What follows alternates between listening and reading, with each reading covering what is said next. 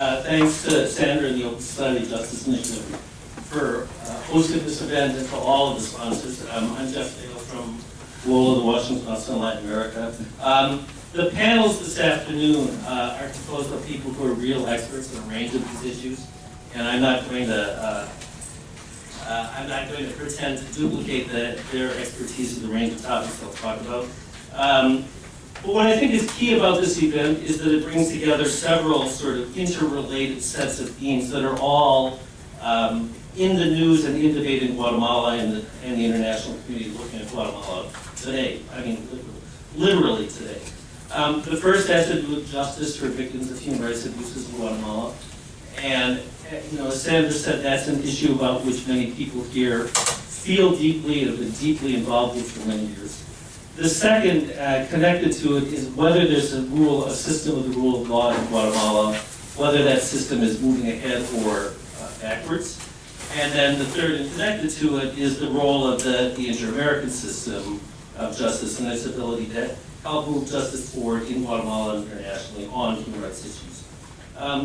So, as everyone knows, last night the Guatemala Constitutional Court annulled the final stages of the trial of General Rios Montt. Others here, more knowledgeable than me, will comment in greater detail about the judgment itself. There are clear questions about the jurisdiction of the court. There are obvious problems with how the general and his legal team manipulated the political system to get us to where we are today. And I think what that does is really underscore the larger issue here in Guatemala itself, which is the manipulation of the Guatemalan judicial system through delays, through appeals, through amparos, through recursos, through a set of legal tactics that use the facade of due process to prevent substantive justice from occurring.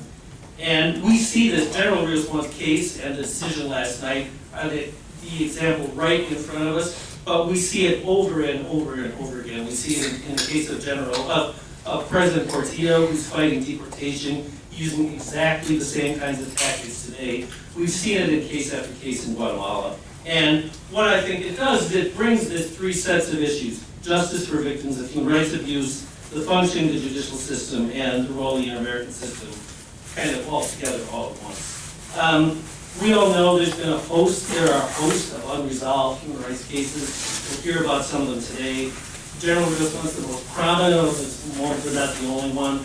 There's an ugly history of armed conflict and human rights abuse in the country. There are hundreds of cases and thousands of victims, and all of them cry out for justice, and all of them pose the question of whether Guatemala's judicial system is capable of addressing it. That second question on the judicial system is a key one. We have seen in the last few years slow but real progress. We've seen movement because of the work of the CC. We've seen movement because of the role of the Fiscal General and her staff. We've seen a courageous group of human rights activists, victims and their families, judges and witnesses, all trying to move the legal system ahead. And we've seen some small progress. The Rios Montt trial, though, is the highest profile case, and it's really a litmus test. And last night is really a litmus test of whether the judicial system is really capable, in high-profile cases with prominent people, of bringing them to impartial justice. So, obviously, the decision last night raised real questions about that. There are certainly legitimate issues of due process, of judicial process to be raised in the course of the trial about some of the events that have taken place.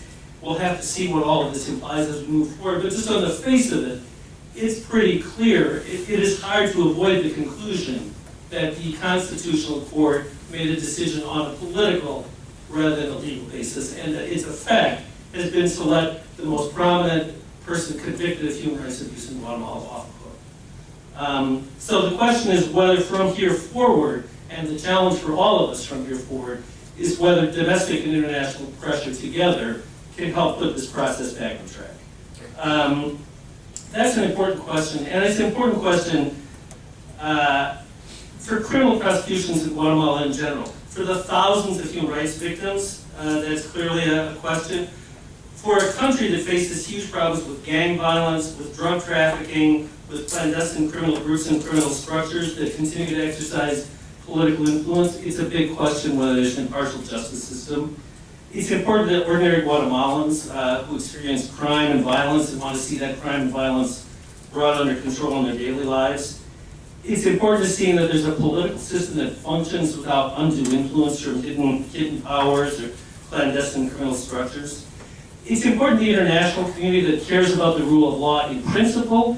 It certainly is or ought to be important to the Guatemalan business community and to the CACIF, whether or not there's a criminal justice system and a legal system in general that functions impartially and that encourages businesses and investors to work in the country and invest there.